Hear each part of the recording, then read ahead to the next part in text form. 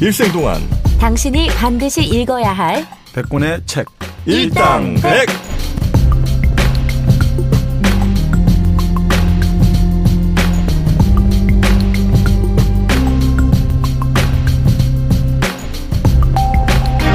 일생 동안 당신이 반드시 읽어야 될 100권의 책 일당백 92번째 시간 2부가 시작됐습니다.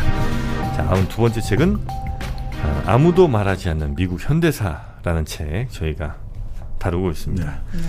자, 미국 빨리 이제 대통령 얘기 네, 어떻게 저 정치들이 이루어지는지를 좀 빨리 한번 들어가 볼까요? 그러면? 네, 그러니까 이제 이 책에서는 그 시작을 1912년 미국 대통령 선거로 보거든요. 네. 그때 누가 됐냐면 바로 우드로 윌슨이 된 거죠. 윌슨. 그러니까 프린스턴 대학 총장 출신의 뉴저지 주지사. 민족 자결주의. 네, 맞습니다. 맞죠? 맞습니다. 네. 그것도 이제 결국은 이제 그런 이야기 나중에 듣는 거죠. 아주 고상한 이상과 명분이지만 그 전에 뭐 미영프 뭐 이런 나라들. 네, 영국 프랑스 미 빼고. 네, 그렇죠. 네. 갖고 있는 그걸 흔들어 모르겠다는 결국 계산 아닌가 그런 거죠. 결국 거기서 윌슨이 당선이 된 거죠. 근데 윌슨이 되면서 완전히 미국은 대통령의 양상이 달라진다. 아, 그래요? 네. 그러니까 윌슨은 사실 집안 자체는 그 아버지 외할아버지가 다 목사예요. 네. 그러니까 도덕주의 성향이 아주 강했어요. 도덕주의 성향 강한 사람이 정치인 되면 위험합니까 안 합니까? 위험하죠. 위험하죠. 왜요? 고집이 세잖아요. 내 말이 옳다고 생각하잖아요. 내가 도덕주의니까.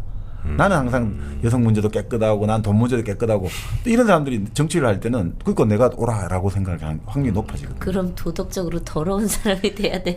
들어오면 더 안 되죠. 그건 더 안 되죠. 근데 그러니까 이제 너무 한쪽을 지나치게 강조하면 안 된다. 그렇죠. 특히나 이 사람은 또 종교를 믿는 사람이잖아요. 네. 종교를 믿는 사람이 아무리 정치 영역에서는 정치 영역에서 왜냐하면 신이 의도한 내가 신의 사명을 수행하고 네. 있다라고 생각하기 때문에 위험하네. 네. 근데 이 윌슨이 말이에요. 프린스턴 대학 총장할 때도 소신이 참 재밌어요. 아까 왜 미국 대통령하고 달랐냐면 역대 닫혀 있는 나라의 문은 때려 부숴야 한다. 외국에서 금융가들이 따낸 이권은 강요들이 안전하게 지켜줘야 한다. 그 과정에서 고분고분하지 않은 나라들의 주권이 침해돼도 할 수 없다. 이게 윌슨이 대학 총장 때 말한 거예요. 아버지 목사. 우리 생각하는 거 완전히 다르죠. 이런 식이에요. 이런 식. 그리고 이 사람이 뉴저지 주지사 출신이지만 이 사람의 어떤 뿌리는 남부였다는 거예요. 남부. 그러니까 백인 인종이 우월하다는 의식이 아주 강했다는 거죠. 그래서 이 사람 같은 경우는 그 영화 국가의 탄생이라고 아주 인종차별하는 영화 있거든요. 네. KKK. 네. 긍정적으로 바라보는 영화. 이 사람 백악관에서 자기 재임하고 있을 때 강요와 가족들 모아놓고 이 국가의 탄생을 공개 상영하게 됐대요. 참 그러니까 참 역설적이에요. 우리가 좀. 그러니까 그런 이야기 했다잖아요. 딱 그 영화를 보고 나서 이 영화 정말 역사를 촌철살인으로 역사를 썼다. 근데 딱 하나 유감인 거는 저 영화 내용이 전부 다 진실이라는 거야. 영화는 좀 거짓을 말해야 되는데 저 영화는 다 진실만 말. 그 정도예요. 그러니까 이 영화가 정말 KKK를 진짜 그렇게 나오는데 참 어쩔 수 없는 것 같아요. 네. 그래서 이분 같은 경우는 이 윌슨은 우리가 되게 막 혁명의 어떤 전통을 가는 것 같은데 네. 기본적으로 프랑스 혁명 같은 경우는 아주 혐오를 했고 프랑스 혁명 같은 경우는 네. 혐오를 해요? 네. 이 사람은 노동자 이런 것보다는 업계 돈 많은 기업가들 경영 친화적이고 또 농업 갖고는 노동과 농업이 근본되어서는 안 된다. 그 어떻게 보면 민주당과 좀 다른 것 같죠. 민주당의 그 당시 흐름하고는. 네. 뭐 하여튼 그렇게 됐어요. 윌슨은 민주당이에요? 민주당. 민주당. 네. 자 그렇게 해서 이제 윌슨이 민주당이 됐는데 그 윌슨이 지금 아까 말했던 대학 총장 때 했던 그 개입주의 정책을 실현할 찬스가 찾아온 거죠. 멕시코와의 분쟁을 통해 가지고. 근데 이게 멕시코가 분쟁도 아니에요. 일본이 중국하고 전쟁을 할 때 만주라든지 만주 사변 중일 전쟁 일으킬 때 황당했던 그걸 하거든요. 자기들이 철도를 폭파시켜 놓고 자작극으로 너희들이 철도를 폭파했다 해가지고 전쟁을 일으키고 또 자기 나라 병사가 갑자기 실종됐단 말이죠. 그래서 전쟁을 일으키거든요. 납치해갔다. 알고 보니까 배탈 나서 화장실 가 있었다는데 실제로 진짜 그랬다는데. 진짜 어이가 없네. 네, 여기 미국도 당시 윌슨도 마찬가지예요. 수병들이 멕시코하고 이제 접경 지역 그 물가에서 노를 저어 가다가 이제 멕시코 입장에서는 우리 국경을 넘어왔다 해가 체포를 했거든요. 네. 당연히 체포하잖아요. 허가 없이 국경 들어왔으니까. 넘어왔으니까. 네. 그리고 2시간 만에 풀어주고 사과도 했대요. 미군 사령관에게. 그런데 이 당시 미군 사령관이 어떻게 했냐면 이거는 우리를 모욕했다 해가지고 너희들이 정중하게 사과를 하려면 우리 미군 깃발을 향해서 그러니까 미국 네. 성조기를 향해서 21발의 예포를 쏘라가 이런 말도 안 되는 요구를 했다는 거죠. 그래서 할 수 없이 미국 멕시코 사령관이 나타나가 잡은 우리 멕시코 장교도 처벌하고 네. 우리가 잘못했다라고 해도 계속해도 이 억지를 부리더니 결국 네. 어떻게 했느냐. 결국은 구축함을 멕시코 파견해가지고 네. 멕시코 그 세관을 점거하고 네. 그 과정에서 반항하는 멕시코인을 150명 살해하고 그리고 미 해병대가 이제 거의 주둔하는 거예요. 강제로. 장난해 진짜? 그렇게 해가지고 결국은 이제 우리가 정치 군사적 개입을 딱 들어가는 거예요. 이제 이렇게 시작된 거예요. 21.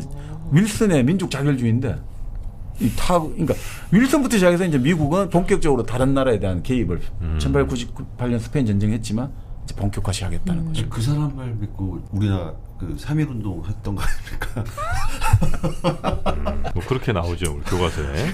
그렇죠. 왜냐하면 미국이 아니 당시 근데 그 나중에 독일이 항복하게 된 것도 윌슨 말 믿고 한 거예요. 윌슨이 그 아까 말씀드린 대로 윌슨이 14개조를 발표하면서 민족 자결주의 나오고 네. 그런 이야기 나와요. 성자 없는 평화를 우리는 만들겠다라고 나와요. 저 그래, 독일은 그 말 듣고 완전 하는 거예요. 다르네. 네, 독일도 그러니까 성자 없는 평화를 만들겠다니까 뭐 가혹하게는 안 하겠지라고 네, 했는데 네. 그 이후로 완전 엉망진창 돼버리는 거죠. 그러니까 독일에서는 완전 배신당했다 생각하면서 그 독일이 나중에 그 이제 1차 세계대전 약속 어겼다 히틀러가 등장하게 된 배경도 그 와중에 결국 윌슨의 그 아주 고상하고 네. 우아한 약속을 네. 독일이 믿었는데 결국 배신당했고 그러니까 믿을 놈 하나도 없어 이런 것도 있고 그러니까 뒤통수 결국 제대로 친 우리는 우리 힘을 가져야 된다.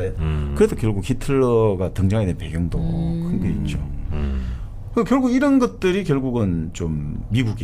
미국의 세계로 가게 되는 사실 우리가 윌슨은 그러니까 우리가 볼 때는 그래도 나름 열심히 노력하려고 했던 사람 같은데 꼭 그렇지가 않아요. 그러면서 이제 이 군비 경쟁들 이런 것들이 이제 계속해서 시작이 되는군요. 시작되는 거죠. 그런데 이제 미국 같은 경우는 어느 정도 역할을 할 수가 있는데 그러니까 윌슨은 사실은 전쟁에 1916년에 이제 다시 재선을 하잖아요. 그때는 이제 1차 세계대전 와중 아닙니까? 네. 1차 세계대전이 1914년에 일어났으니까. 자기는 전쟁 안 하겠다고 해서 당선됐어요.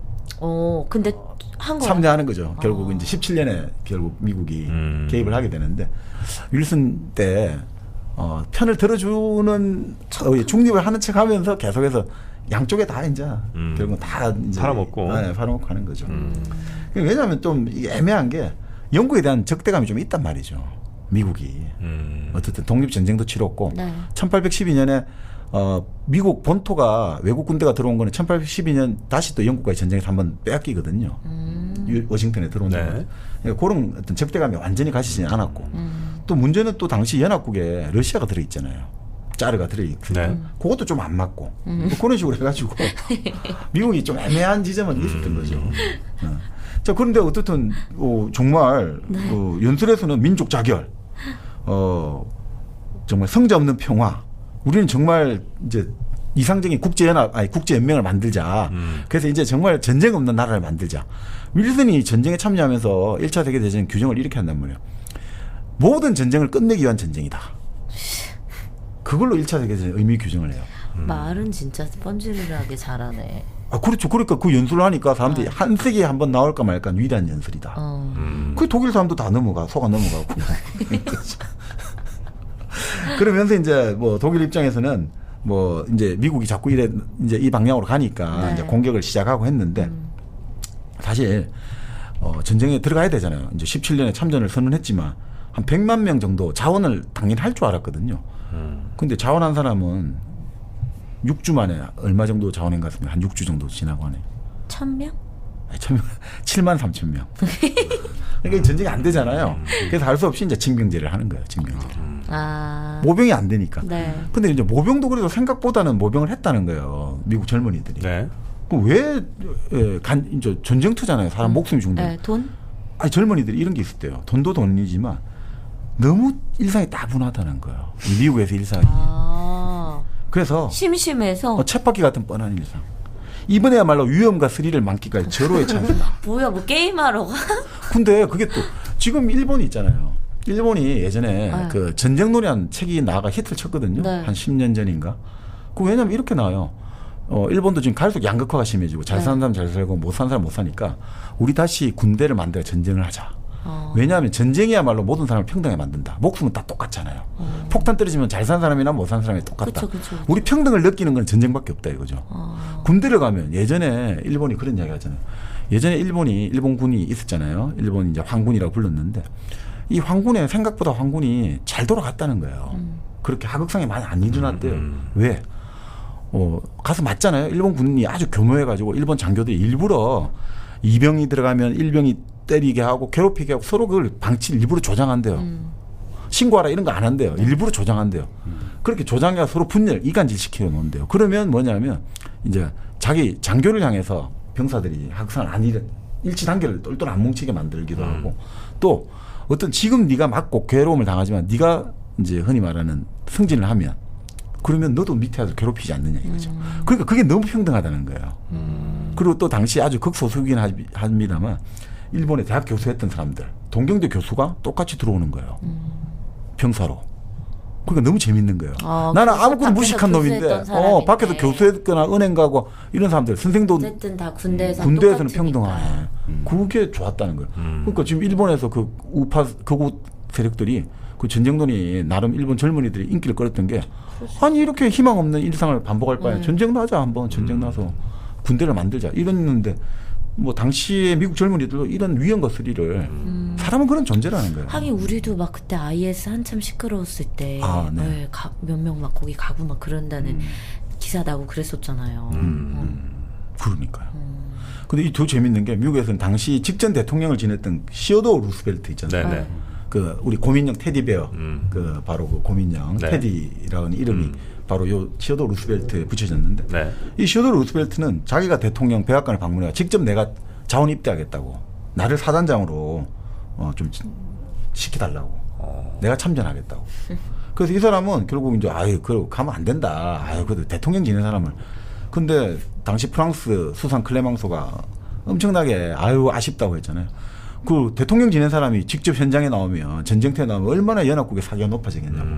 그러지 않겠냐 이거죠. 그러니까 근데 이 사람은 결국 아들 4명이 다 자원 입대했어요. 그 나름 그래도 노블레스 오블리주가 있는 거죠. 아들 4명이 근데 자원 입대해가지고 어떻게 됐냐면 결국 막내가 2명은 부상당하고 막내는 결국 공중전 조종사로 입대했다가 전사를 해버려요.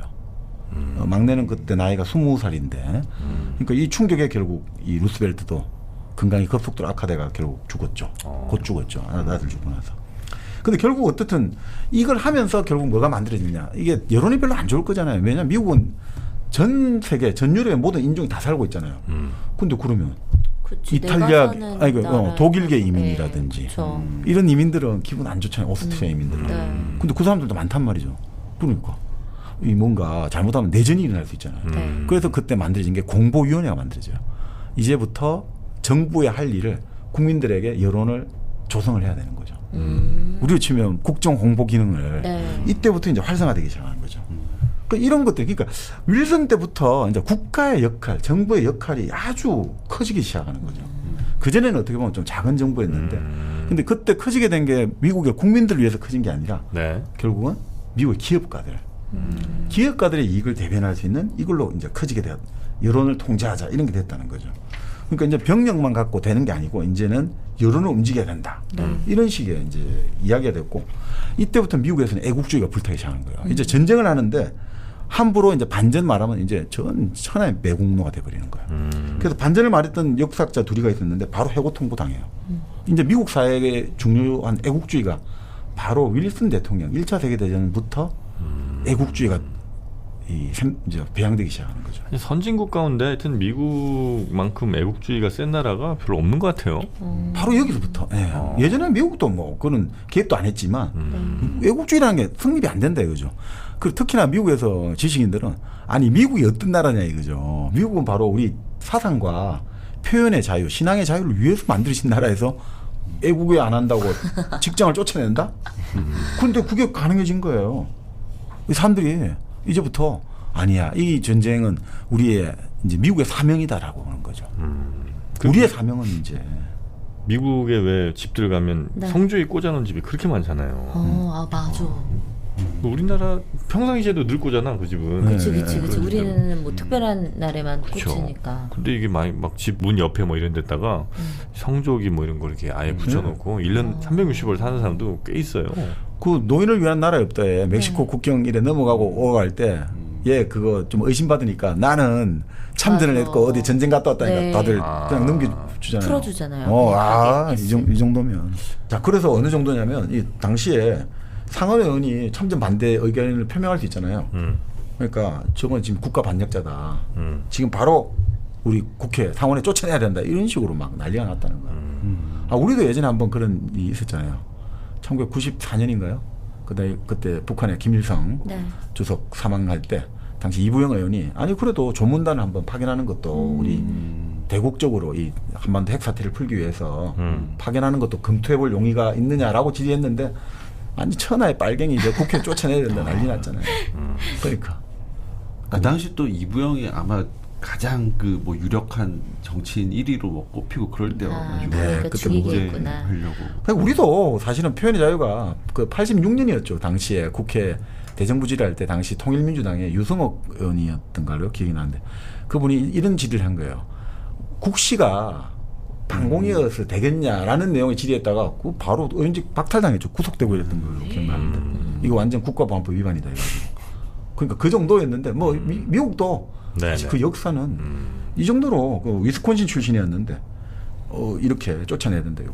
근데 이런 건 있어요. 위스콘신 출신의 그 의원이 라폴레트였는데 위스콘신이 독일계 이민이 많아요. 그래서 나중에 위스콘신 출신 상원의원이 누구냐면 메카시예요. 그리고 가톨릭세가 강해요.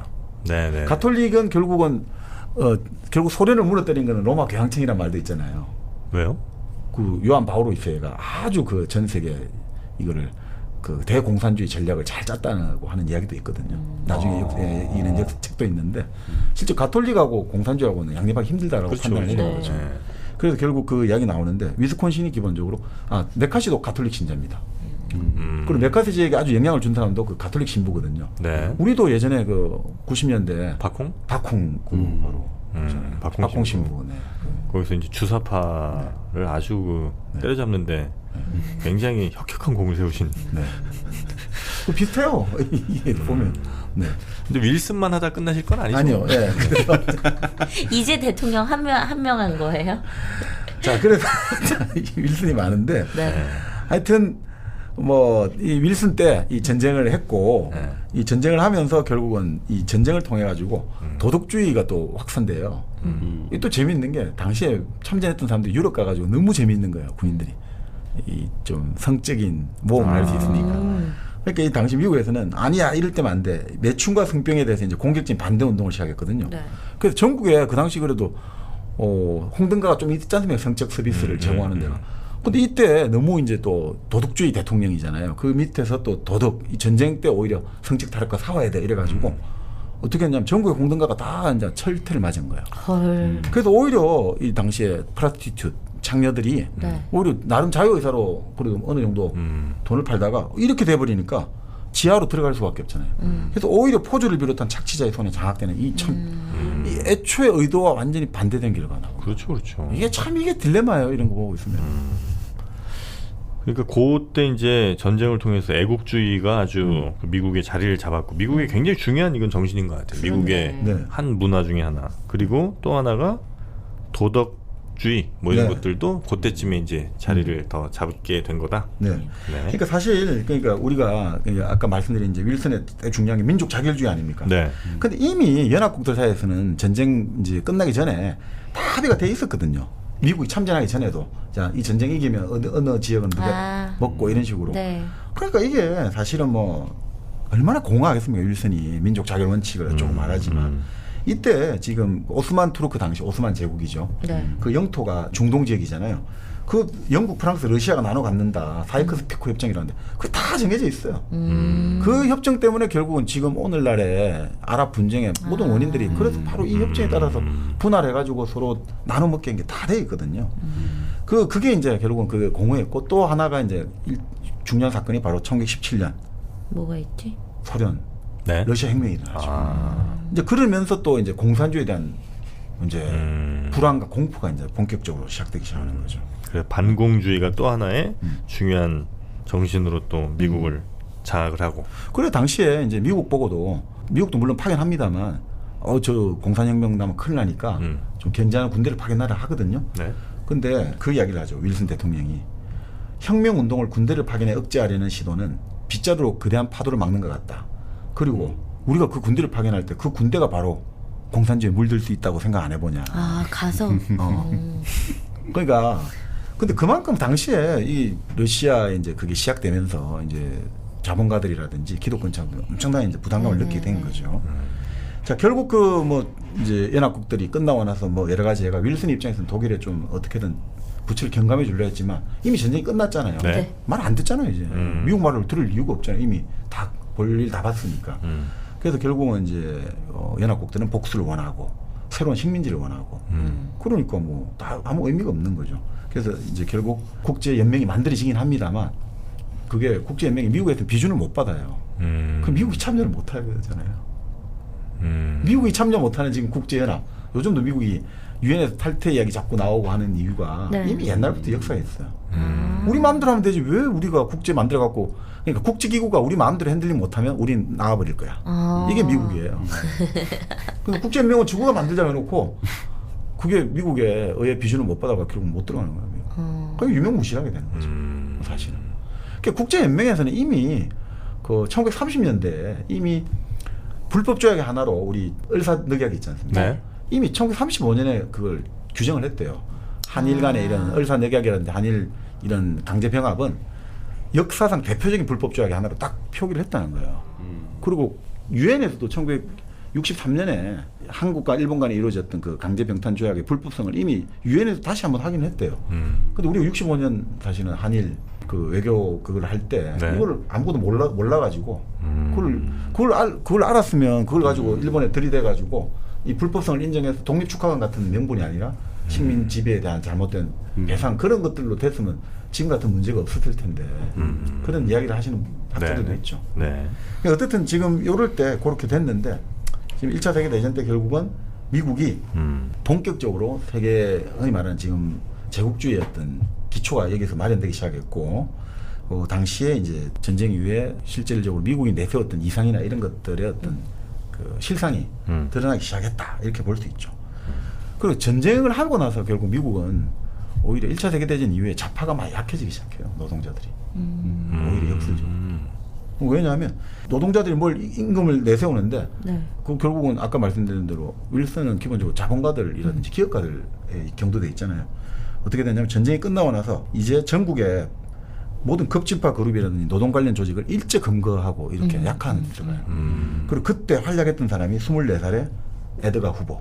후보가 이때부터 활약하기 시작하는 거예요. FBI 국장. 네. 그리고 그때는 막 급진파가 5,000명을 아무 그 근거 없이 체포해가지고 네. 아무런 혐의 없이 그냥 몇 달씩 그냥 구금했대요. 왜냐하면 이제 소련 러시아 혁명이 나오고 하니까. 네네. 그러니까 결국 이런 것들이 나중에 이 후보 같은 경우는 결국 나중에 30년대 네. 그 FBI 이 사람이 결국 창설하는 멤버거든요. 본인이 만들고 본인이 이제 국장하는 거예요. 그 국장하면서 이 사람이 했던 제일 큰 이슈가 뭐냐면 당시 은행 강도 갱들 잡아내면서 네네네. 확실하게 이제 그 뭡니까 좌파를 그때부터 좌파 노동계 공작에 들어가고 완전 뿌리를 다 뽑아버리거든요. 그래서 그 이후에 미국 노동 조직은 활약을 못해요. 유럽에서는 여전히 남아 있는데 미국 노동 조직이 아주 약화되고 의용화돼 버린 게 네. 바로 지금 이때부터 이제 후보가 아주 이제 작용을 한 거죠. 여러분은 지금 정박, 정민영, 정프로 그리고 마돈이 함께하는 일당백을 듣고 계십니다.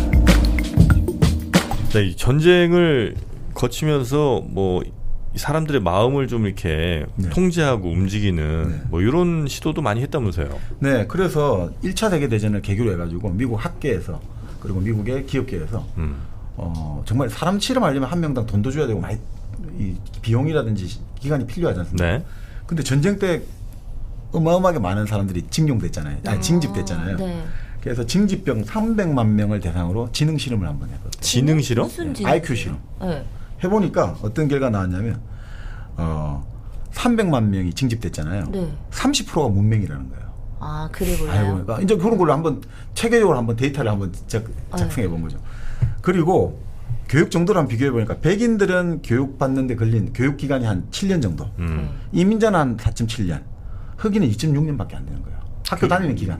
교육을 2년 반 받고. 그렇죠. 아. 근데 지능 검사 결과 해보니까 백인 징집병의 47%, 흑인 징집병의 89%가 전응아로 나오더라는 거예요. 이민자는요? 이민자는 안 나오더라고요. 근데 결국 이게 이러면서 사람들이 완전히 달라졌다는 거예요. 이 실험 결과를 토대로. 지금까지 미국의 광고 산업 이런 거 있지 않습니까? 네. 이렇게 그렇게 활성화는 안 됐는데 이게 데이터가 딱 나오니까 이제 광고 산업이 활성화됐대요. 이게 그러니까 이게 뭘 뜻하는 거예요? 가르쳐봤자 잘 이해를 못한다 이거예요? 그거보다는 네. 지금까지는 사람들이 어떤 생각을 하고 판단할 때 합리적이고 자기 이익을 딱 찾아가지고 소비를 한다 봤는데 그래서 그런 지점을 파고들어야 광고가 먹히니까 하여간 광고는 활성화 잘 안 되거든요. 저기 좋은 거. 그런데 이 결과를 보니까 뭐 또 공부를 해도 별로 크게 변화가 없다 굉장히 생각하니까. 단순하다 이거구나. 그렇죠. 그러면 어떻게 하느냐. 이제는 기분이나 정서를 공략하면 된다. 이 사람은 이성적이지가 않다. 그러니까 광고 산업이 20년대 어마어마하게 발전했대요. 그러니까 이성과 합리성에 호소해서 먹히는 광고 효과는 4%밖에 안 된다는 거예요. 인류의 4% 정도. 나머지 96%는 감성과 정서에 호소해요. 우리도 커피할 때 감정을 더 넣자. 뭐 품질 좋은 원두, 로스팅 이런 거 얘기하지 말고. 라라리라라. 뭐 그럼 포카리 스웨트잖아. 하지 마. 여기 포카리 분위기 안 좋습니다. 예. 1kg 커피입니다. 이제 이 노래는 1kg 커피에 더 잘 어울려요. 라라라라 감성의 1kg. 그냥 울어. 근데 감- 커피 자체가 진짜 감성에 감성이죠. 집약된 네. 음료잖아요. 아침에 딱 눈이 떠졌을 때 눈앞에 뭐가 있으면 행복할까? 아이, 아내? 다 아닙니다, 여러분. 커피입니다. 일단 향부터가 딱 느껴지니까. 라라라라라. 야, 감성으로 하기가 쉽지가 않다, 이거. 그거는 감성 파괴 같아. 그 노래는 감성 파괴라고. 네, 커피 한 잔의 여유. 네. 여러분과 함께 느끼고 싶습니다. 1kg 커피. 피피피. 자, 1kg 커피는요. 포털 사이트에서 네. 1kg 커피 검색을 하시거나 저희 게시판, 공지 게시판에 광고주 링크 누르시면 1kg 커피 홈페이지로 바로 접속하실 수가 있습니다. 네. 추석 앞두고 네. 선물 맞습니다. 1kg 커피로 하세요. 일부러 미친 것 같아. 정신 좀 차려. 1kg 커피입니다. 네. 감성으로 갑니다, 오늘은. 네. 추석 선물에 가장 적합한 커피 1kg 커피. 네. 포털 사이트에서 1kg 커피 검색하시면요. 그 1kg 커피 홈페이지에서 선물 세트로 만들어 놓은 다양한 또 상품들이 있으니까 선물로 아주 좋을 것 같습니다. 저는 미리 좀 쟁여놔요, 집에다가. 이게 네. 누구 만나러 갈 때 아, 사실 선물 줘야 될 일이 좋다. 있는데 사러 백화점 따로 가기 힘들고 빈손으로 만나자니 또 그렇고 그리고 갑자기 사게 되면 비싼 거 사게 된단 아하. 말이에요. 돈 막 5, 6만 원씩 나간단 말이에요. 그렇지. 근데 이 1kg 커피 몇 개씩 딱 집에다 구비해놓고 나면 뭐 남 안 주면 내가 먹으면 되니까. 아이고, 좋다. 그렇게 해서 누구 만날 때 하나씩 들고 와서 주면 진짜 좋아하더라고요. 자, 선물로 좋고 나에게도 네. 좋은 1kg 커피였습니다. 여기 자동차 광고도 보면 연마력, 뭐 토크, 뭐 그치. 무슨 기능 안 중요하지. 중요해. 그냥 이렇게 뭐 옆에 있는 누군가 이렇게 막 행복해하는 표정. 가족들 행복해하고. 뭐 그냥 맨발로 엑셀러레이터 밟고 뭐 이런 모습을 아주 이미지로 맞아, 보여주는 맞아. 거죠. 그렇네. 그러니까 미국 광고 대행협회 회장 존 벤슨이 이렇게 말했다잖아요. 적나라한 진실을 말해봐야 전혀 안 먹힌다. 사람들을 일단 바보로 전제하고 시작해야 된다. 의사와 목사도 그런 점을 알기 때문에 그렇게 한다. 가르치려 든다는 거죠. 의사, 목사. 사람들의 평균적 지능은 놀라울 정도 낮다는 게 입증되지 않았냐. 그러니까 사람들은 이성보다는 무의식적 충동과 본능에 훨씬 잘 이끌린다. 이래서 광고가 막 그다음부터 사람들을 이상하게 자꾸 뭐 우리가 생각에는 뭐 그런 것 같지만 철저하게 나름 과학적이라는 거예요. 자기들은 과학적 데이터를 갖고 시작했다는 어쨌든 그 많은 인원을 가지고 실험을 했으면 슬프다. 평균 이하의 정도로 갖고 있는 분들이 그렇게 많았다는 거죠? 네, 그래서 1차 세계대전이 결국은 빚어낸 여러 가지가 있는데 네. 어떻게 보면 인간의 이성에 대해서 신뢰가 많이 떨어지게 됐고 또 미국 같은 경우도 이제는 본격적으로 세계 이곳저곳에 개입해가지고 싸움을 일으키고 싸움을 통해서 자기들 이익을 얻으려고 하는 그런 방향으로 거대한 어떤 전환이 일어나게 된 네. 계기가 되었다 이렇게 보는 거죠. 이 책은 주로 그 미국 현대사에 있었던 일들을 이렇게 서술해주는 형식의 책입니까? 네, 그래서 이게 네. 이제 일본 같은 경우는 크게 보면 아까 말씀드린 1차 세계대전 뭐 대통령별로 쭉 다 나오고 있습니다만 네, 네. 윌슨의 일단 전환, 윌슨이 전환을 한 거죠. 미국은 이제 세계로 나아가야 된다. 네. 그리고 두 번째는 이제 미국이 그렇게 세계로 나아가다가 29년에 큰 일을 겪죠. 뉴딜. 아, 대공황을 하면서 대공황. 대공황을 네. 겪죠. 그러면서 뉴딜이 나오고 그리고 세 번째는 트루만이 결국 핵폭탄을 쓰게 되는 거잖아요. 네. 핵폭탄을 쓰고 한국 전쟁 그 과정에서 일어난 냉전. 그리고 네 번째는 바로 그 냉전이 가장 첨예화된 게 바로 케네디 때 쿠바 미사일 위기가 된 거죠. 그 네 가지가 일본에는 이제 큰 가장 큰 주제죠. 사건이군요. 거기 뭐 몇몇 사건들 우리가 뭐 대략적으로는 알고 있는데 네. 그 중에 진짜 이런 일이 있었나 하는 잘 몰랐던 거. 그 대표적인 게 이제 네. 뉴딜을 우리가 대공황 이야기는 하고 있습니다만 네. 정확히는 잘 모르잖아요. 네. 그 대공황이 이제 은행과 기업들이 문을 닫고 실업자가 넘치고 먹을 걸 없이 살았다 이렇게만 알고 있잖아요. 네. 근데 이 대공황이 정말 미국이 그 2008년도 뭐 미국이 금융위기 했지만 이 대공황이 다시 나오지 않는데 이 대공황이라는 게 미국에서는 이것도 또 엄청난 트라우마죠. 나라가 완전 망할 뻔했죠. 그렇죠. 이게 어느 정도냐면 요게 이제 많이 자세히 돼 있는데 1930년에 32년 요 3년 사이에 미국 은행 5분의 1이 파산됐어요. 5분의 1이 파산돼. 흔히 말하는 왜 뱅크런이라고 하죠. 미국에서는 당시에 은행에서 정부라든지 이런 데서 보정 안 해줘요. 은행이 망하면 돈 다 하루아침에 거지되는 거예요. 그러니까 어떻게 됩니까? 은행이 망할 것 같다 소식 들면 사람들이 그냥 냅다 떼어가지고 줄을 서가지고 내 돈을 먼저 찾아야 되잖아요. 그게 뱅크런이지 않습니까? 그러니까 그런 식으로 됐는데 당시에 전국의 모든 은행에 은행 휴업 명령이 내려지고 뭐 그 정말 난리가 났다는 거죠. 그리고 루스벨트가 취임했을 때 은행 시스템은 전국적으로 완전 정지 상태였다는 거죠.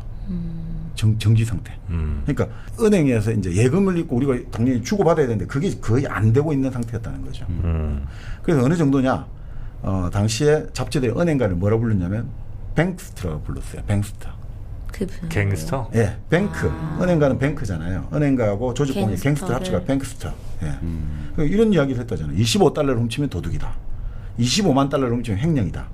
250만 달러를 훔치면 금융가라고 한다.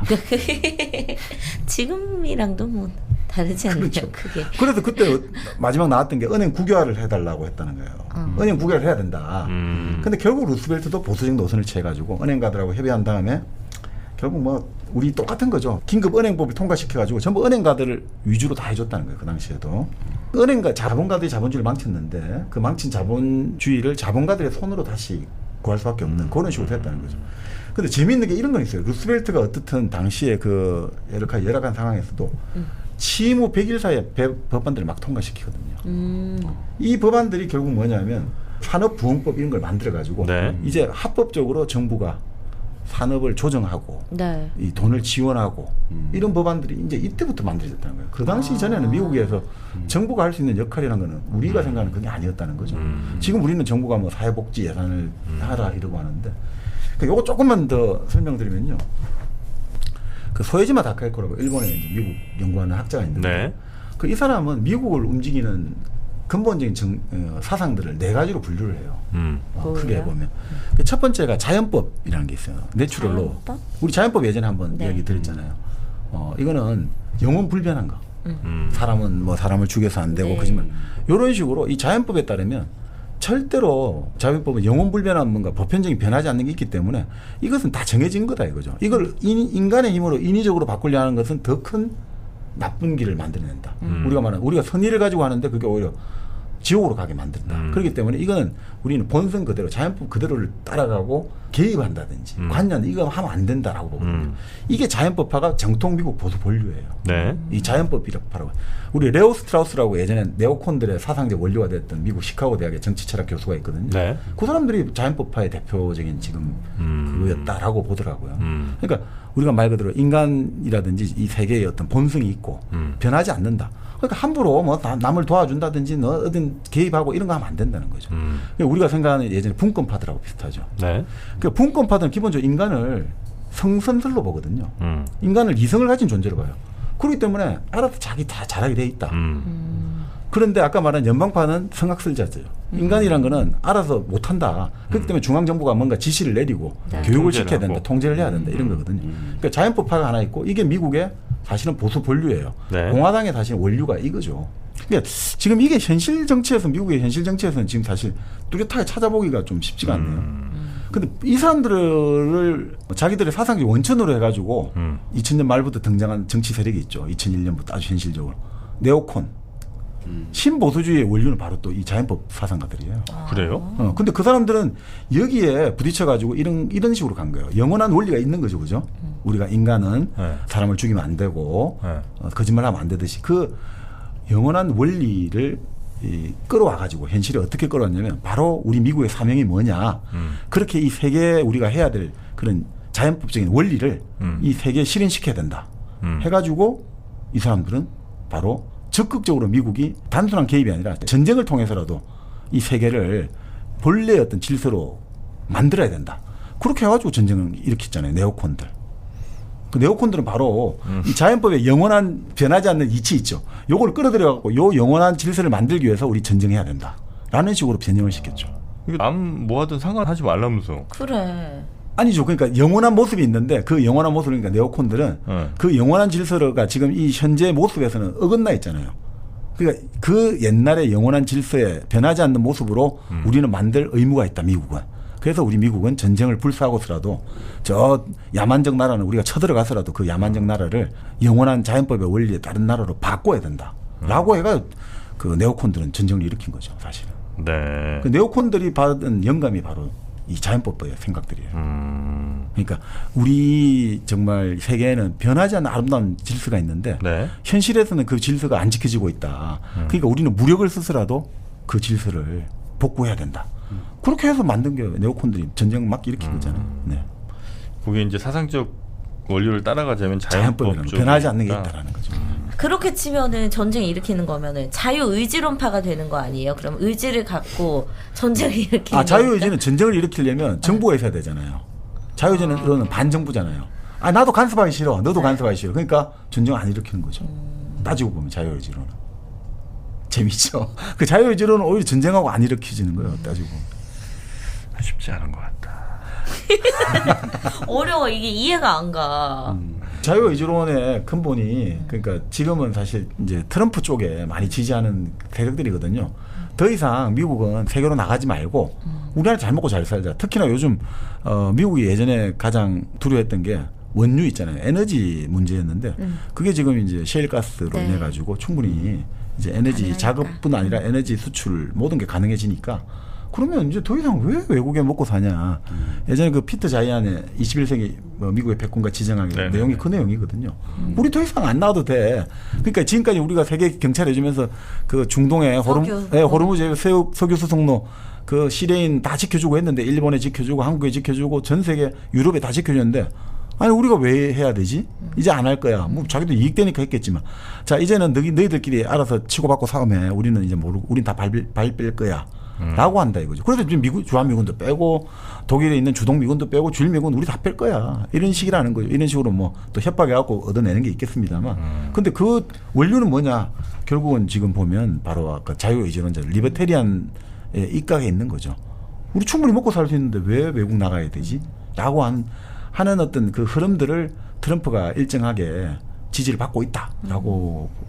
트럼프가 상징하는 것은 미국이 지금 리트릿되고 있다는 거예요. 미국은 이제 냉전 이후에 미국의 슈퍼 프라이머시라고 부르죠. 완전 미국 혼자 최고의 패권을 누리고 있다가 이제 그것들이 도전을 받았고 이제 미국 자체가 더 이상 지탱을 못 해냈잖아요. 그게 2008년 드러냈고 그 이후부터 미국의 대통령들은 결국 이제 그 과도기 속에서 이제 후퇴를 하고 있다는 거죠. 리트릿. 퇴각을 하고 있다는 거죠. 트럼프가 상징하고 있는 그 퇴각을 아주 질서 있는 퇴각을 통해 가지고 미국의 이익을 최대화시켜내고 비용을 최소화하겠다는 거죠. 그 퇴각을 가장 잘한 나라 중에 하나가 영국이잖아요. 2차 세계대전 전만 해도 전 세계 면적의 4분의 1을 가지고 있다가 나름 어쩌니 저쩌니 해도 그 퇴각 비용을 최소화시켜내고 지금까지 왔단 말이죠. 그건 대단한 나라라고 보거든요. 그 영국이 지금 여러 가지 말씀이 많습니다만 우리 예전에 한 10년 전에 두바이의 기적 맨날 말씀 많이 했잖아요. 네. 근데 두바이가 어떻게 그렇게 단기간에 클 수가 있었을까요? 석유? 두바이 석유 안 나죠, 그쪽은. 근데 왜 두바이가 그 사막의 한가운데 단기적으로 이렇게 지금 중동 지역에서 패권 비슷하게 무역의 중심이 됐냐 이거죠. 두바이 석유 안 나와요? 두바이 쪽은 아니에요.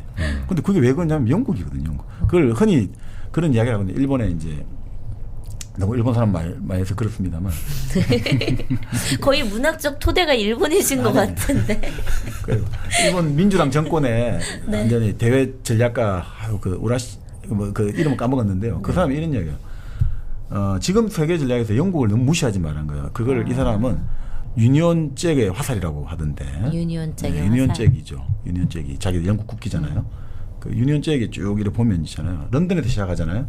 자, 런던에서 쭉 와가지고 어디로 가냐면 바로 두바이를 거쳐요. 두바이를 거치고 두바이에서 인도 벵갈로르 거치고 싱가포르를 거치고 시드니까지 가요. 네. 이게 화살이에요. 유니온 잭의 화살이에요. 이걸 통해 가지고 이 유니온 잭의 어떤 정보라든지 교류가 쫙 아주 원활해지는 통로를 만들어놨어요. 영국은. 세계의 어떤 전략에서 영국의 전략은 이렇게 만들어놨어요. 그래서 이 두바이를 그럼 어떤 식으로 이제 혜택을 주냐니까 이원권, 제가 이건 좀 전문적 용어인데 항공사들이 이원권이라 해가지고 네. 뭐 그런 게 있어요. 찾아보면 좀 하여튼 항공이나 교통의 노선을 정할 때 편의를 많이 주는데 영국에서는 그 편의를 하여튼 많이 제공해요. 싱가포르. 그렇게 하고 지금 말씀드린 영국 런던에서 시작을 해서 중동의 아까 두바이, 인도 대륙의 벵갈로르, 싱가포르 그리고 시드니까지 쫙 유라시아 대륙이 쫙 한 방에 간통될 수 있도록 아주 잘 설계된 어떤 시스템을 구축해냈더라고요. 그래서 두바이가 탑시간에 뜰 수가 있었던 거거든요. 그게 없었으면 그렇게 뜰 수가 없어요. 두바이 그냥 뭐 만들었는데 누가 가겠어요. 그 영국의 어떤 일이 이게 많이 작용하거든요. 영연방에. 그 여러 가지 혜택을 주고 그러면서 뜬단 말이죠. 그러니까 그런 식으로 영국도 나름 세계 식민지에서 사실 영국이 당시 그 예루살렘 있지 않습니까? 그쪽에 팔레스타인 그때 자기들 식민지를 가지고 있었잖아요. 네. 나중에 끝까지 갖고 싶었죠. 20만 명 병력을 주둔했어요. 그 당시에 수에즈 운하에도 걸려 있으니까. 20만 병력 주둔하려면 또 돈이 얼마나 들어갑니까? 그런데 그러니까 다들 아랍도 화가 났지만 이스라엘도 열받은 거예요. 분명히 우리한테 나라 근거해 준다 해놓고 왜 20만이나 주둔해갖고 그리고 영국이 탄압을 시작하거든요. 이스라엘 이제 그 흔히 말하는 뭡니까? 게릴라 조직들을 막 탄압을 하고 죽이고 이런단 말이에요. 그래서 최초의 폭탄 테러 있잖아요. 이게 건물 폭탄 테러를 한 게 이스라엘이에요. 그 영국이 사령부로 쓰던 호텔에 폭탄을 딱 장착한 다음에 전화를 걸어요. 곧 폭탄 터지니까 민간인들은 도망쳐라. 그 통보를 해요. 그러고 나서 한 시간인가 2시간에 폭탄이 터지거든요. 그리고 거기서 80명, 90명 죽은 게 최초의 어떤 폭탄을 이용한 진짜 테러가 되는 게 그쪽부터 시작한 거예요. 영국이 나름 투쟁을 해가지고 이스라엘이 투쟁을 해가 받아낸 거예요. 그러니까 영국도 갖고 싶었는데 결국은 군대가 수십만 들어가도 계속해서 사람 죽고 다치고 그러니까 결국은 비용이 안 되는데 그냥 나오긴 그거 하잖아요. 그때 이제 이 철수를 잘한 거죠. 그래서 지금 같은 영연방도 돌아가고 지금 같은 그 시스템 유니온 잭의 화살이 그렇게 만들어지게 된 것도 다 그렇게 하는데 그 미국도 지금 그 태각의 어떤 지점이 있다는 거죠. 근데 그 미국의 태각이 지금 이제 우리가 나타나는 게 지금 불이 계속 방위비 내라 지금 또 동아시아 문제가 이래 되고 하는 것들이 그 결국 미국이 태각의 과정에서 지금 빚어지는 파이럼들 아닌가 이렇게 보는 견해도 있습니다. 네네. 일당백 재밌게 듣고 계시죠? 좋아요, 구독하기, 댓글 달기, 후원하기 꾹 눌러주세요. 이제 뭐 여러 대통령이 있습니다만 네. 그 어떻게 케네디 관련해서 아무도 말하지 않는 네. 이야기가 좀 있습니까? 아니면 사람들이 많이 다 얘기를 했나요? 케네디는 뭐 아주 말씀이 많은데요. 이 케네디가 보면 이 케네디도 모순적인 사람이거든요. 케네디도 처음 시작할 때는 있잖아요. 국방을 가지고 공격을 해요. 아이젠하워. 네. 지금 이제 소련에 이래 되겠냐 이런 식으로 우리가 지금 완전히 소련에 지고 있다. 그리고 특히 소련하고 그때 우주 경쟁에서 졌잖아요. 네. 소련은 세계 최초로 스푸트니크 인공위성을 쏘아 올리고 가가린을 보내가지고 이 우주인을 만들고 하는데 우리는 자꾸 늦어지고 있다. 그래서 케네디가 나온 게 프론티어 우주로 보내겠다. 뭐 이렇게 나왔잖아요. 이거 완전히 체제 경쟁하려고 처음 시작했단 말이에요. 이 사람은 군사경쟁. 그 케네디가 완전히 바뀌어버린단 말이죠. 그 쿠바 미사일 위기를 겪고 나서 이대로 가다 보면 세계가 멸망하겠다. 그래서 지금 케네디는 나중에 아주 감동적인 연설을 해요. 네. 이대로는 더 이상 안 되고 우리가 소련과 우리가 손을 잡고 이제 정말 세계 평화를 위해서 하자. 그 연설을 하고 그 전략을 이제 실행을 시작하려고 했다는 거죠. 그리고 암살당한 거군요. 그래서 이제 우리가 생각하기에는 아니 케네디가 왜 암살을 당했고 왜 그리고 미국 사람들은 지금도 케네디 그 젊은 대통령이 죽은 가지고 저렇게 그 뭔가 애달바잖아요. 케네디 영화 얼마나 많이 나왔습니다. 맞아요. 이 만든 감독도 JFK 만들었습니다만 네. 예전에 제가 또 똑같이 나왔네. 그 바로 그 여기 JFK 주연배우 케빈 코스트너 나왔던 퍼펙트 월드라고 있거든요. 바로 이스트우드. 클린트. 네, 같이 나오는 영화인데 거기도 보면 케네디 느낌이요. 그 당시에 뭔가 모든 것들이 사라졌다. 결국은 이 꿈이 깨어졌다. 이런 걸 뜻하는 그런 영화가 자꾸 나오거든요. 네. 그 케네디 대통령이 네. 이제 1963년 6월에 아메리칸 대학교 졸업식 연설을 하거든요. 아메리칸 대학교 나오네요. 아메리칸 괜찮은데 그런가 보네. 우리가 몰랐네. 그 처음에는 케네디가 그 쿠바도 피그스만 사건 해가지고 쿠바도 게릴라를 보내가 침략시켰다가 들통이 나고 실패하고 또 베트남도 참전하려고 케네디가 뭔가 좀 계속 전쟁광 비슷한 느낌을 줬거든요. 네. 근데 케네디가 어떻든 쿠바 미사일 위기를 겪고 나서 완전히 바뀌어버려요. 베트남에서도 이제 더 이상 안 된다 그러고 다 이제 모든 것들을 이제 완전 재조정하면서 네. 이제 미국의 세계 전략에서 이 발을 빼려고 하거든요. 그러면서 이 사람이 어떻게 하냐면 그 63년 6월에 아메리칸 대학교 졸업식 연설을 하는데 이 연설문 작성할 때 미국 군대, 미국 정보부, 국무부가 다 배제돼 버려요. 이 진짜 이제 케네디가 스스로가 다른 이제 참모들하고 딱 진짜 연설문을 만든 거예요. 네. 그 연설문을 보면 이런 게 나와요. 내가 평화 이야기를 하는데 이제는 평화 이야기를 왜 하느냐. 전쟁이 새로운 국면에 들어갔다. 이제 총력전도 의미가 없다. 예전에는 뭐 전쟁 군인마하고 나라 끼는데 그것도 의미가 없다. 왜냐. 이제는 다 핵무기를 가지고 있다. 핵무기를 써보기 전에는 절대 행복하지 않는 시대가 되었다. 그러면 이 핵무기가 어느 정도 위력이냐. 2차 세계대전 때 연합국 공군 전체가 발휘한 파괴력의 10배 가까운 위력을 핵무기 한 발이 갖고 있다. 좋아. 그러면 이 핵전쟁으로 발생하는 독극물이 바람과 물과 흙과 씨앗을 매개로 지구 저 먼 구석구석까지 그리고 아직 태어나지 않은 세대들까지 퍼지는 시대가 되었습니다. 라고 이야기하면서 요컨대 미국 및 그 동맹국과 소련 및 그 동맹국들은 진정한 평화를 이룩하고 군비 경쟁을 중단해야 할 공동의 이해관계와 책무가 있습니다. 우리는 모두 같은 공기를 마시고 삽니다. 우리 모두는 자녀들을 소중히 여깁니다. 그리고 우리 모두는 죽을 수밖에 없는 인간들입니다. 우리는 평화를 만들어야 됩니다. 이런 이제 글을 연설을 하니까 이제 미국에서 난리가 난 거죠. 이 미국의 군부하고 정보부에서 이 진짜 하려고 한다. 이래 된 거예요. 또 후르시초프도 그 당시에 또 같은 연설을 하거든요. 네. 그러니까 후르시초프도 소련에서 또 완전히 난리가 나거든요. 이게 뭐 하는 짓이지? 이래 된 거예요. 강경파들 입장에서는. 그래서 당시에 그 유명한 이제 컴퓨터 천재 국방부 장관이 맥나마라는 사람이 있어요. 네. 맥나마라는 어느 정도 천재냐면 요즘 지금 우리 PT 프리젠테이션 있지 않습니까? 네. 할 때.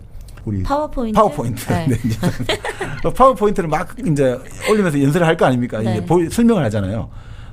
맥나마라는 딱 보고 있다가 그 파워포인트를 이제 계속 하는 걸 가지고 한 몇백 매를 했겠죠. 몇백 장을 돌리고 있는데 갑자기 한 40분 정도 듣다가 잠깐 이러더니 지금 여기 나오는 대목, 저기 나오는 숫자하고 이거는 아까 좀 전에 그 180페이지 전에 나왔던 몇째 줄에 나온 거하고 비슷한 것 같은데 이렇게 그거 숫자가 안 맞는 것 같은데 왜 같은 내용을 말하면 달라 이 정도로 지적할 만큼 맥나마라는 걸어다니는 컴퓨터라고 했거든요. 근데 이 맥나마라가 결국 이제 케네디가 발탁을 해 포드사 자동차 사장하다 발탁을 했는데 이 맥나마라도 그걸 느꼈다는 거예요. 케네디는 지금 역사의 방향을 바꾸려고 한다. 그렇게 이제 확신을 한 거죠. 그러면서 이 아메리칸 대학의 연설에서 진짜 당연히 케네디 의도가 뭐냐 얘기 된 거예요. 그러니까 이제 당시에 난리가 났던 거예요. 미국 지도부 인사들은 그 전에 후르시초프하고 회담을 했는데 케네디가 말을 너무 못한다는 거예요. 후르시초프한테 완전히 당하더라. 네. 나이도 차이가 있지만. 그러니까 이제 당시 군부라든지 기독권 인사들은 이래가지고 나라 망하는 거 아니야? 저렇게 약해 빠져가지고. 아니, 저희가 지금 후르시초프는 나이 60대 아주 막 노예하고 이러는데 말도 잘하고 막 유엔 총회 연설 와갖고 신발을 땅땅 쳐가면서 이러는데 아니, 우리 대통령은 저 국민들한테 인기 있지만 우리가 보기에는 저래 약해 빠져가 대통령 하겠냐 이거지. 이 지금 소련이 우리보다 앞서 나가고 그 대륙간 탄도 미사일은 소련이 제일 먼저 개발했어요. 미국보다 빨리. 네. 그러니까 지금 북한이 우리 남한보다 빨리 뭐 지금 핵폭탄 하듯이 이러니까 미국 사람들은 기독권자들은 이러다 나라 망할 것 같다 이거죠. 근데 가만히 보니까 인기는 있다 이거죠. 그럼 또 대통령 될 거 아니야 이거 60. 그럼 방법이 없다 이거지. 저희는 지금 이 방향으로 그리고 이 연설문을 들어보면 이게 이제 완전히 후르츠초프한테 이거 홀렸어. 얘 이제 완전 평화로 간다. 네. 난리가 난 거예요, 진짜. 이거 어떡하지? 그리고 지금 전 세계 지금 베트남하고 이 뿌려놓고 이렇게 개입을 해야 되는데, 얘 지금 다 빼려고 그런다, 이제. 뭐 난리가 난 거예요. 그리고 또 케네디를 개인적으로 도왔던 암흑가 사람들, 케네디 네. 아버지를 통해서. 쿠바에 자기들 그 많이 깔아놨던 유언가들 있잖아요. 카지노, 네. 호텔, 이거 찾아줘야 되는데 빨리 전쟁을 해가지고 이 카스트로에게 찾아야 되는데 찾을 생각을 안 한다 이거지, 이제. 그 배신감 느끼잖아요. 우리가 케네디 씨한테 얼마나 잘해줬는데 지를 위해서 표도 만들어주고 또 자기 케네디 예전에 케네디 형제들이 뭐 여담입니다만 쿠바로 휴가를 올 때마다 이 카지노 주인들 미국 그 유언가 폭력배들이 네. 그 여성들을 아주 풀코스로 서비스를 해줬는데 우리 다 갖고 있는데 저희가 저렇게 안면 몰수를 할 수 있냐 이래 돼버려가지고 막 여러 가지니까 미국 군부는 군부대로 미국의 이제 여론 주도층은 주도층대로 미국을 움직이는 사람들은 전부 다 이 케네디 갖고는 위험하다. 이 위기를 돌파하지 못한다. 그런데 또 미국의 암흑가는 암흑가대로. 그러면 결국은 내린 결론이 뭐냐. 이게 결국 어떤 사람들 JFK도 나오지만 결국은 시저를 죽이는 거하고 똑같다는 거예요. 시저를 두면 로마는 망한다. 로마의 공화정은 깨어진다. 황제가 되니까. 마찬가지 그러니까 모든 사람들이 합의를 하잖아요. 시저 죽이는데 모든 사람들이 동참해서 같이 다 칼을 찌르잖아요. 누구 한 명이 찌르는 게 아니라 브루투스까지도 다 칼을 찔러야 되는 거예요. 같이 다 손에 피를 묻힌. 그래서 케네디를 결국은 이게 일종의 한 거 아니냐라고 하는 게 이제 요 연설문이 아주 컸다는 거죠. 이 연설문에서 결국 우리는 상호 전멸이 아닌 평화를 향해서 우리는 나아가야 됩니다라고 하니까 후르시초프도 이 연설문을 읽고 딱 어떻게 했냐면 좋아 나도 화답을 해준 거예요. 우리 대기권 핵실험 금지 조약에 대해 가지고 나는 지지한다. 지금까지는 막 뻥뻥 이제 그러니까 우리 말 그대로 지상 핵실험 했잖아요. 이제 그거 포기하겠다 이런 거죠. 그리고 나서 미국, 소련, 영국 그 당시는 핵폭탄 가진 세 나라잖아요. 모여가지고 핵실험 금지 조약 딱 가join 한단 말이죠. 그러니까 이제 뭐가 된다 이랬는데 당연히 미국 상원에 브레이크를 거는 거죠. 미국 상원 입장에서. 네. 그리고 여론내도 조약 반대하는 거예요. 여론도 지금 우리 지금하고 똑같을 수 있잖아요. 북한은 핵폭탄 가졌는데 왜 우리는 못 가져? 이런 식으로 미국 그런 거죠. 어디서 많이 들었던 말인데. 네. 자 그렇게 해가지고 이제 뭐 이렇게 쭉 되니까 어떻게 됐냐? 결국은 말씀대로 케네디가 죽기 몇 달 전까지 뭡니까 63년 11월이잖아요. 몇 달 전까지 정말 놀라운 면모를 보여준 거예요. 카스트로하고도 이제 같이 노선을 선회하겠다라고 이제 검토를 하고 베트남에서는 철군을 추진하고 그러니까 모든 과테말라 뭐 물론 뭐 이 와중에도 라틴 아메리카 군사 쿠데타는 지원도 하고 했다지만 근데 케네디는 끊임없이 이제 바꾸려고 했는 거예요. 중남미 이제 군사 쿠데타 바꾸고 그러니까 이게 어떻게 되겠습니까? 이게 뭔가 좀 사람들이 이상해지는 거죠. 이 케네디가 확실히 달라졌고 이렇게 달라지면 과연 이 미국은 어디로 갈 것인가? 네. 그래서 당시에 이제 대표적인 사람이 공화당 대통령 후보 지명전에 나섰던 넬슨 록펠러 가문의 넬슨 록펠러. 케네디가 공산주의에 대해서 물렁물렁하다. 저래가지고 안 된다. 저런 식으로 물렁물렁하고는 안 된다. 그러면서 이제 반대가 됐고, 그 다음에 CIA와 미국 군부에서는 이제 저런 젊은 대통령이 아무것도 모르고 설치된다 해가지고, 그래서 아까 말씀드린 그 이야기 있잖아요. 그 장군의 쿠데타 시도가 뭐 루스벨트 때도 있었지만 이때 이런 소설이 유행했다는 거예요. 우리나라에서도 그런 군부 쿠데타 일어나는 소설이 나왔는데 그 소설 읽고 나서 케네디가 이런 이야기를 했대요. 이 소설 같은 내용은 미국에서도 일어날 수 있어.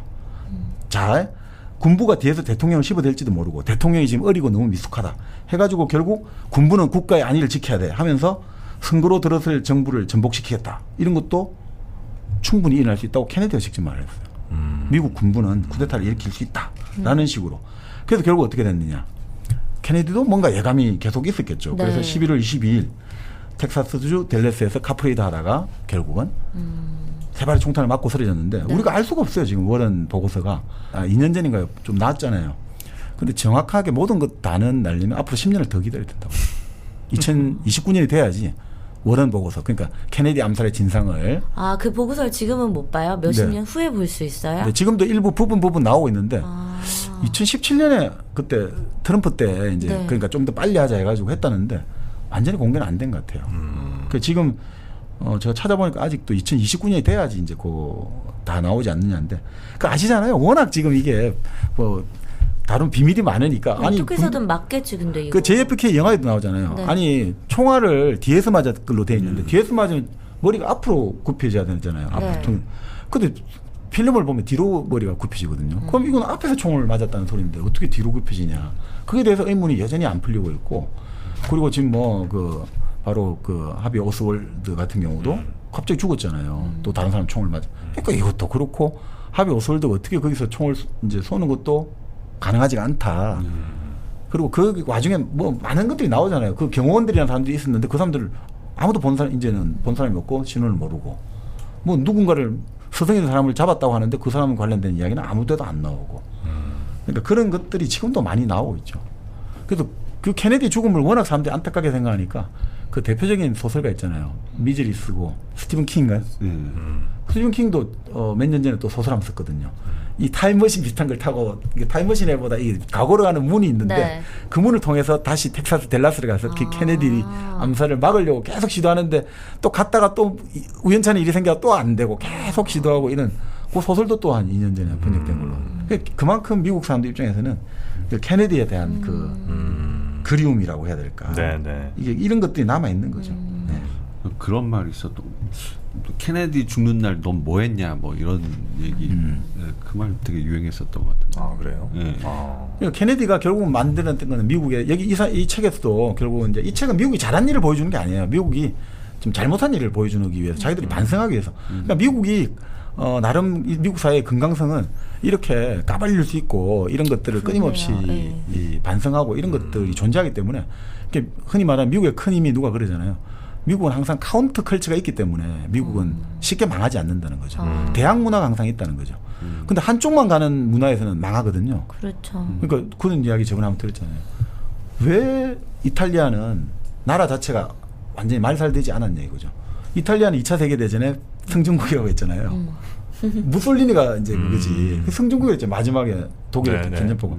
그러니까 끊임없이 그 무솔리니가 혼자 독판 치는 것 같아도 괜찮은 문화들이 있단 말이에요. 사람들 세력들이. 그런 세력들이 있기 때문에 나라는 망하지가 않아요. 근데 일본이 완전히 망하는 길로 갔던 이유는 대학 문화가 없거든요. 한쪽 방향밖에 안 돼요. 그러니까 우리 사회 같은 경우도 대학 문화가 있고 없고는 아주 중요하거든요.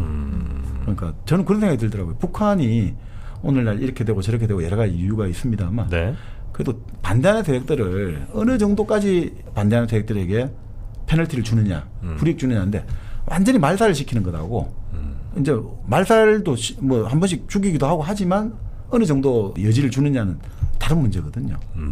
그러니까 그 차이가 있는 것 같아요. 한 사회의 건강성은 그러니까 반대 세력을 어느 정도까지 용인해주고 관용하느냐. 그 반대 세력을 용인하고 관용하지 않으면 민주주의는 아니니까. 네네. 이 책을 잘 다를 못해서. 네, 뭐 많이 좀 아쉬움이 남으시는 것 같은데, 그게 이제 여러분 읽으시라는 겁니다. 그렇죠. 읽기가 쉽진 않을 것 같아요. 엄청 두꺼워. 자, 아무도 말하지 않는 미국 현대사라는 책. 아마 뭐 미국 현대사 우리가 미국 역사를 사실 뭐 이렇게 많이 알지는 못하죠. 뭐 그냥 언제 뭐 미국 생겼고 어떻게 생겨서 지금 현재 뭐 대통령 누구 요 정도 아마 좀 관심 있는 분들 아실 텐데 미국이 어떤 나라인지를 그리고 지금 어떻게 지금 미국의 패권을 유지하고 있는지를 아마 이 책을 보시면 조금 아실 수 있지 않을까 하는 생각을 해봅니다. 오늘은 윌슨에서 케네디 정도까지 훑어봤다. 네, 훑어봤고요. 관심 있는 분들은 2권 존슨에서 오바마 한번 뭐 다큐멘터리도 있으니까요. 아 그렇습니다. 네. 관심 있는 분들은 아까 10부작으로 됐다 그랬나요? 다큐멘터리가? 네.